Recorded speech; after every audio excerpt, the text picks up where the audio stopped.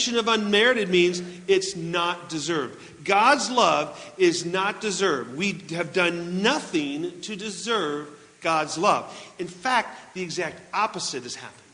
We have done everything to not deserve God's love.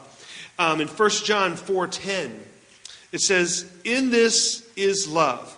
Not that we have loved God, but that He loved us and sent His Son to be the propitiation for our sins." Now, propitiation just means that it is to appease. So it is saying that this is what real love is the fact that we have not loved God, but He loved us first and sent His Son to appease our sin, to pay the price for our sin. But the interesting thing here is not that we have loved God. We did not deserve it, but we need it. Even though we didn't deserve God's love, we still need it. And it's only by Jesus taking our sins upon Himself, the propitiation and suffering, that we can have a relationship with the Father. Because our sins keep us separated from the Father. And when sending His Son and Him dying took away those sins, and now we can have a relationship and we can feel God's love. We are so unworthy of God's love in and amongst ourselves. It's impossible for us to do anything, to change ourselves. We are unworthy of God's love, but He is so worthy of our love.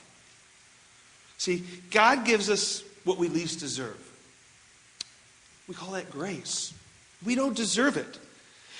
And He withholds what we do deserve. We deserve His punishment. That's called mercy. He gives us mercy. He doesn't punish us for our sins. Why?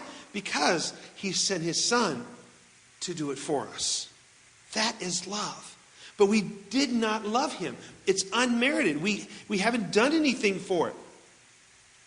I think of the story of Hosea in the Old Testament. A sad story. Not exactly a story you read on Valentine's Day, really, because Israel is turning away from God. And so God tells Hosea the prophet to go and marry a prostitute. And she doesn't give up her life. She doesn't give up to her life to a point where he has to go and he has to pay for her. He buys her back. In reality, it is a story for Valentine's Day. Because Hosea paid the price for his wife, just as Jesus paid the price for us. It's a story of unmerited love, because she didn't do anything to deserve Hosea's love. In fact, she did everything the opposite. She was a prostitute. See, our love has a tendency to fall short of God's love. We love things that are lovely, beautiful. We do.